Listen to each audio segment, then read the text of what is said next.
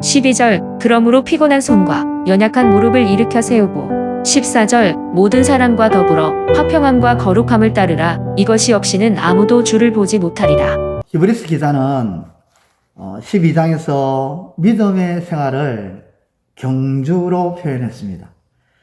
경주에 해당하는 아고나는 아곤에서 나왔는데, 아곤은 신약 성경에서 싸움 또는 힘쓰는 것으로 번역이 되었습니다. 신앙생활이 전투와 같고 경주와 힘쓰는 운동 경기와 같다는 그런 표현이죠. 언제 한 번은 박지성 선수의 발이 공개되어 화제가 된 적이 있었죠. 수많은 훈련과 연습 때문에 그의 발은 거칠게 변해 있었습니다. 박지성 선수뿐만 아니라 정상에 올라선 선수들은 이러한 영광의 상처를 다 가지고 있다고 그렇게 말들을 합니다. 쪼개지고 다치고 상처가 난 것이죠. 그런데 이러한 어려움을 다시 딛고 일어나 정상을 향해 나아가는 것입니다. 신앙생활도 이와 같다는 것이죠. 주를 위해 열심을 내어 기쁨으로 섬기다가도 영적으로 지치고 쓰러지며 경건한 삶이 무너질 때도 있다는 것입니다. 그러나 이러한 어려움을 듣고 일어나 나아갈 때에 약속하신 상을 마침내 받을 수 있는 것입니다. 히브리서 12장 12절은 그러므로 피곤한 손과 연약한 무릎을 이렇게 세우고 이렇게 말씀합니다. 피곤한 손과 연약한 무릎은 경기를 포기하고 주저앉으려는 경주자의 모습을 표현하는 말씀이죠. 신앙생활을 포기할까? 신앙생활을 잠시 쉴까? 하는 그런 모습이라는 것이죠. 이에 말씀은 그런 빈약한 생각이나 연약한 마음들을 고쳐서 다시 일어서야 한다고 성경은 우리에게 말씀합니다.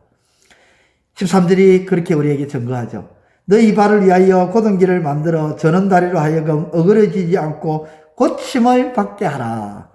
저는 다리는 피곤하고 지친 상태입니다. 쩔뚝거린다는 거죠.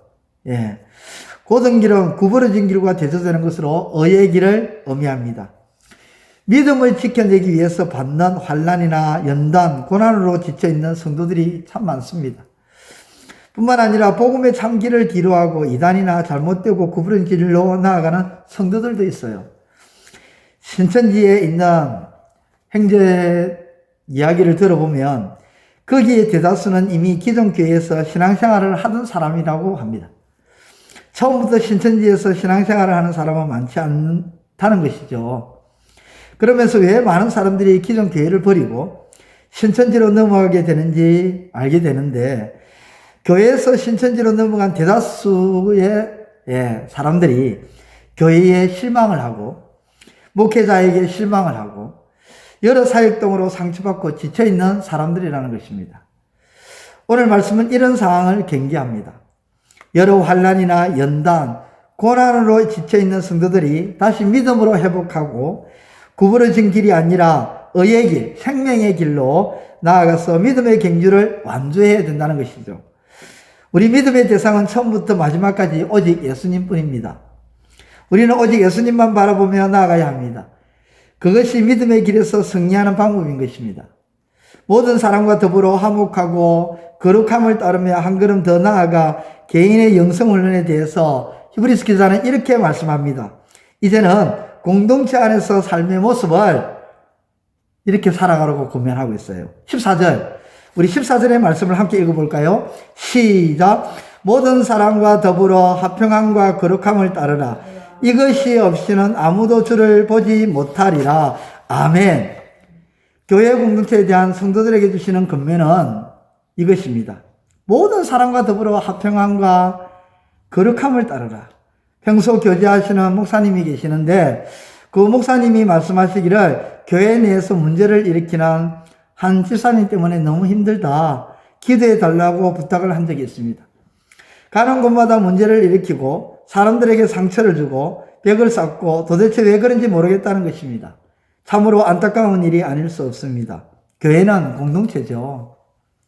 하나님께서는 교회를 개인이 아니라 공동체로 세우도록 하셨습니다.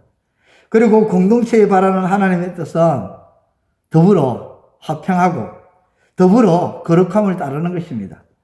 바울은 로마서를 통해 이렇게 권면합니다. 로마서 12장 18절에 할 수 있거든 너희로서는 모든 사람과 더불어 화목하라. 성격도 다르고 성향도 다르고 또 추구하는 가치도 다르고 심지어 또 생각하는 것도 다를 수 있습니다. 같은 것을 경험하고 같은 것을 보아도 생각하는 것이 전혀 다르다는 것이죠. 그렇지만 우리는 주의 백성된 자로서 하나님의 자녀로서 모든 이들을 사랑하고 더불어 서로 다르지만 화목해야 한다는 것이죠. 오늘 말씀인 히브리서 12장 15절은 우리의 썽뿌리로 인하여 남에게 상처를 주고 또 우리의 잘못된 행실로 공동체가 더럽혀지지 않도록 주의를 기울이라고 그렇게 권고하고 있습니다. 신앙생활을 치열한 전투와 같고 장거리 경주와도 같은데 치열한 전투와 경주 속에 승리하는 비결은 저만 바라보면서 공동체와 더불어 하나 되어 나아가는 것입니다. 주신 말씀을 통해서 우리에게 주어진 여러 가지 환난과 시험 속에서도 오직 하나님을 바라보고 주를 바라보면서 사랑과 은혜로 충만한 공동체 가운데 서로 화목하고 거룩함을 따름으로써 믿음으로 승리하는 우리 모두가 되시기를 우리 주님의 이름으로 축원드립니다. 기도드리겠습니다. 하나님 아버지 감사합니다. 아버지 하나님 화평함과 거룩함을 따르게 하여 주옵소서. 우리 자신뿐만 아니라 우리 공동체 모두가 화평함과 거룩함을 따르는 아버지 한 사람 한 사람 그래서 우리 공동체 모두가 화평함과 거룩함을 따름으로 우리 공동체가 어떤 세파에 아버지 놓인다 할지라도 승리하는 그런 공동체가 될 수 있도록 하나님 도와주시옵소서. 서로 생각도 다르고 서로 아버지 하나님 추구하는 것도 다르고 서로 아버지 하나님 성품도 다르지만 우리는 하나님을 믿는 그리고 하나님이 주신 그 믿음 안에서 하나 되어서 화평을 따르고 거룩함을 추구해 나감으로 아버지 하나님 하나님이 세우신 몸된 교회를 잘 세워나가는 우리 모두가 다 될 수 있도록 하나님 도와주시옵소서. 여러 가지 수많은 어려움이 있고 시련이 있고 시험과 고난을 만난다 할지라도 결코 좌절하지 않게 하시고 서로가 서로를 이렇게 세워줌으로 하나 되어서 아버지 하나님 화평함과 거룩함으로 힘을 내는 우리 교회 공동체가 되게 하여 주옵소서. 예수님의 이름으로 기도드리옵나이다. 아멘. 이제 오늘 받은 말씀으로 함께 기도하겠습니다. 첫째, 하나님, 주를 위해 열심을 내어 섬기다가도 피곤한 손과 연약한 무릎으로 중도에 포기할 수 있지만 그것을 일으켜 세울 수 있도록 은혜와 힘을 주옵소서.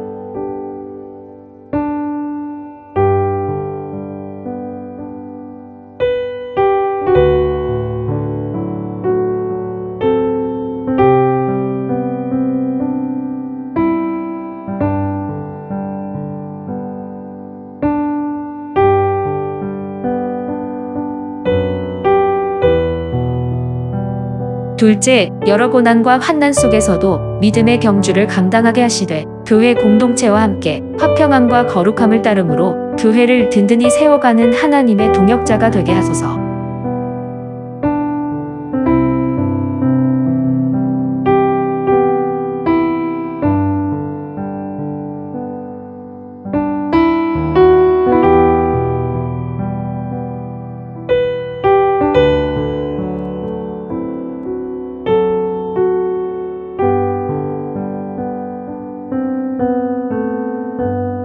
이제 오늘의 기도 제목을 가지고 합심하여 기도하도록 하겠습니다.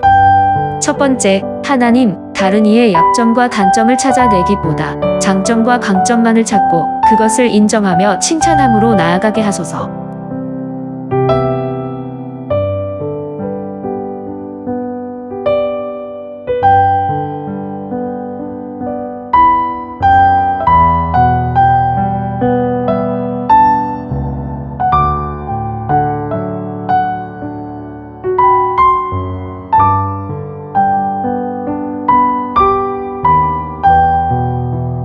두 번째, 하나님, 내 생각과 다른 행동을 할 때에는 정죄와 비난보다 먼저 상대방이 그렇게 했을 이유가 있을 것이라고 여기며 이해하며 배려하게 하소서.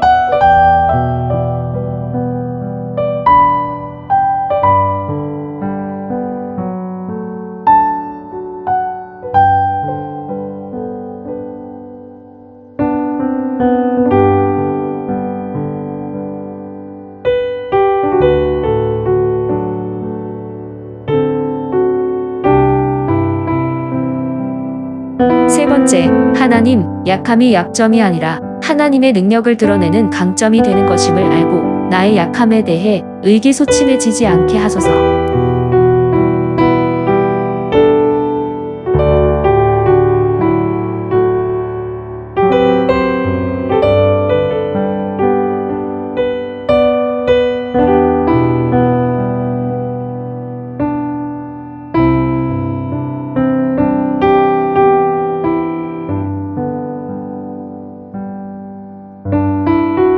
이 콘텐츠는 온에어 스튜디오에서 만들어졌습니다. 이제 개인의 기도 제목을 가지고 하나님 앞에 기도하시기를 바랍니다.